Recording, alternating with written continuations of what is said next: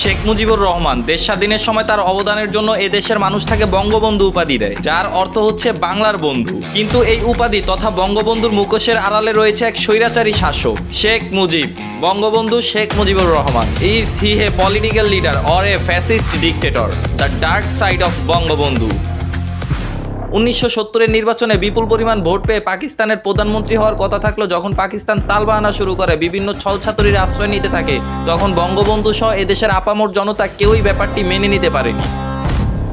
তখন গণতন্ত্র প্রতিষ্ঠায় ডাক দিলেন স্বাধীনতার, রচিত হলো 7ই মার্চের ভাষণ। 9 মাস রক্তাক্ষয়ী যুদ্ধের মাধ্যমে আমরা পেলাম বহুল আকাঙ্ক্ষিত স্বাধীনতা। বঙ্গবন্ধু পেল নিজের দেশ, স্বাধীন বাংলাদেশ। তার দিকে তাকিয়ে স্বপ্ন বুনল এদেশের 7 কোটি মানুষ। তারা ভাবলো স্বাধীন দেশে স্বাধীনভাবেই চলতে পারবে, কিন্তু তাদের স্বাধীনতার স্বাদ নেয়ার পূর্বেই দেশের বুকে নেমে এলো এক কালো অপ্রত্যাশিত অধ্যায়। 1972 সালের 10ই জানুয়ারি স্বদেশ প্রত্যায়ন করে শেখ মুজিব নিলেন দেশের ক্ষমতা। দিন যত পেরোচ্ছিল, ক্ষমতা পাওয়া শেখ মুজিব এবং ক্ষমতার পূর্বকার শেখ মুজিবের মধ্যকার পার্থক্য জনমানুষের সামনে উন্মোচিত হতে থাকলো। ইতিহাসের পরিধিতে শেখ মুজিবের পরবর্তী শাসন একটি জটিল ও বিতর্কিত অধ্যায় রচিত করে। এই ব্যাপারে সংবিধান, সাংবিধানিক আইন ও রাজনীতি বাংলাদেশ প্রসঙ্গ বইতে 52 নম্বর পৃষ্ঠায় বলা হয়েছে, স্বাধীনতা পূর্ব মুজিব ও স্বাধীনতা পরবর্তী প্রধানমন্ত্রী হিসেবে শেখ মুজিবের মধ্যে রয়েছে আকাশ পাতাল ব্যবধান। বঙ্গবন্ধু হিসেবে মুজিব ছিলেন চমৎকার, কিন্তু প্রধানমন্ত্রী হিসেবে তিনি ছিলেন অত্যন্ত দুর্বল। মুজিবনগরের সিদ্ধান্ত অনুযায়ী শেখ মুজিবের রাষ্ট্রপতি হওয়ার কথা থাকলেও তিনি প্রধানমন্ত্রীত্বের পদ গ্রহণ করলেন, কারণ প্রধানমন্ত্রীর পদেই ছিল সর্বাধিক ক্ষমতা। সে ক্ষমতালোভী হতে শুরু করলো। গণতন্ত্র প্রতিষ্ঠা করার পরিবর্তে ক্ষমতাকে কুক্ষিগত করার দিকে মনোনিবেশ করতে থাকলেন তিনি। তাজউদ্দিন আহমেদ নেতা ও পিতা বইতে তার কন্যা উল্লেখ করেন, 1972 সালের 11ই জানুয়ারি রেসকোর্স ময়দানে তাজউদ্দিন আহমেদের কাছে তিনি প্রকাশ্যে বলেন, তাজউদ্দিন, আমি কিন্তু প্রধানমন্ত্রী হব। এর পরদিনই তাজউদ্দিন আহমেদকে সরিয়ে তিনি প্রধানমন্ত্রীত্বের পদ গ্রহণ করলেন এবং 10 দিন পর রাষ্ট্রপতি সৈয়দ নজরুল ইসলামকেও অপসারণ করে যথাক্রমে বিচারপতি আবু সৈয়দ চৌধুরী ও মোহাম্মদ উল্লাহকে রাষ্ট্রপতি নিযুক্ত করেন, যারা ছিলেন শেখ মুজিবের খাস লোক। সংবিধান, সাংবিধানিক আইন ও রাজনীতি বাংলাদেশ প্রসঙ্গ বইটির 161 পৃষ্ঠায় বলা হয়েছে, তিনি অর্থাৎ শেখ মুজিব গণতন্ত্রের জন্য সংগ্রাম করেছিলেন ঠিকই, কিন্তু ক্ষমতায় এসে গণতন্ত্রকে প্রাতিষ্ঠানিক রূপ দিতে চাচ্ছিলেন না।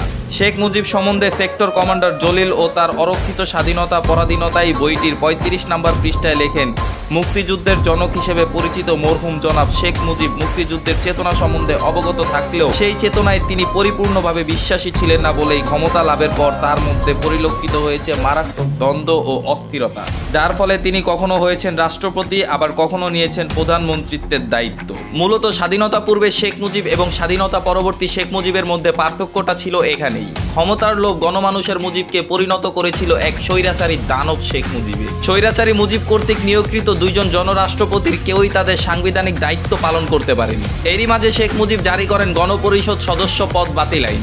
তখন শেখ মুজিব একটি কঠোর নীতি প্রতিষ্ঠা করেছিলেন, যেখানে তার বিরুদ্ধে কথা বলা এমপিদের সদস্য পদ বাতিল হয়ে যেত, যা স্বয়ং পাকিস্তান সরকারও কখনো করেনি। এরপরেও কি আপনারা বলবেন যে 1971 সালে বঙ্গবন্ধু আমাদের এই দেশকে স্বাধীন করেছিলেন?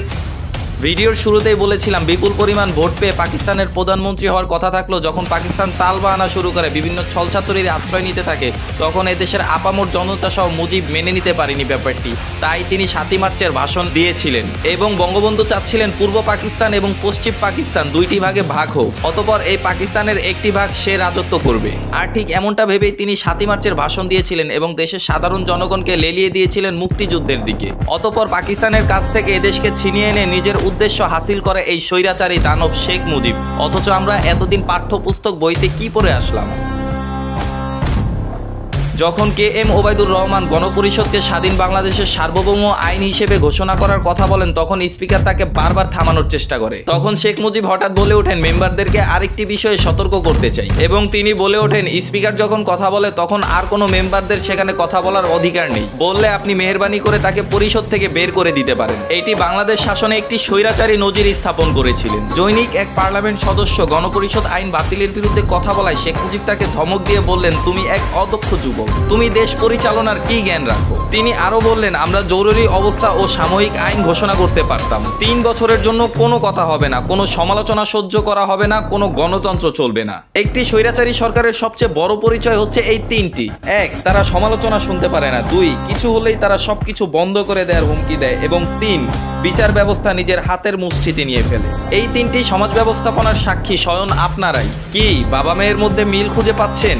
আপনারাই হয়তো এই 3টি উদাহরণের বাস্তব সাক্ষী হয়ে এসেছেন বিগত 16 বছর ধরে। সেনাবাহিনী যেন ক্ষমতা থেকে শেখ মুজিবকে না নামাতে পারে, সেজন্য 1973 সালের 8ই ফেব্রুয়ারি প্রতিষ্ঠা করেন রক্ষী বাহিনী। এই রক্ষী বাহিনী সেনাবাহিনীর আদলে গঠন করা হয়েছিল। রক্ষী বাহিনীকে আইন শৃঙ্খলা রক্ষাকারী পুলিশ বাহিনীর সহকারী বাহিনী হিসেবে নিযুক্ত করা হয়েছিল, কিন্তু তাদের ক্ষমতা ও কার্যকলাপ সংসদের কোনো আইনের অধীনে ছিল না। তারা জাসদ ও চীনাপন্থীদের দমন করতে গিয়ে অতিরিক্ত শক্তি প্রয়োগ করে এবং জনগণের কাছে আতঙ্কের এক মূর্ত প্রতীক হয়ে দাঁড়ায়।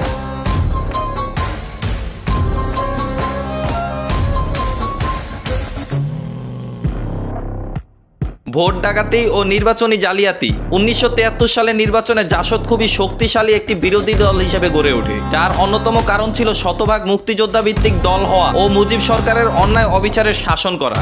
শেখ মুজিব 1973 সালের নির্বাচনে মোট 4টি আসনে মনোনয়নপত্র জমা দেন, যার মধ্যে একটি ছিল ভোলায়। ওই এলাকায় ডাক্তার আজহার উদ্দিন ছিলেন জাসদের একজন শক্তিশালী প্রার্থী। 1970 সালের নির্বাচনে আওয়ামী লীগের হয়ে জাতীয় পরিষদের সদস্য পদে তিনি নির্বাচিত হয়েছিলেন।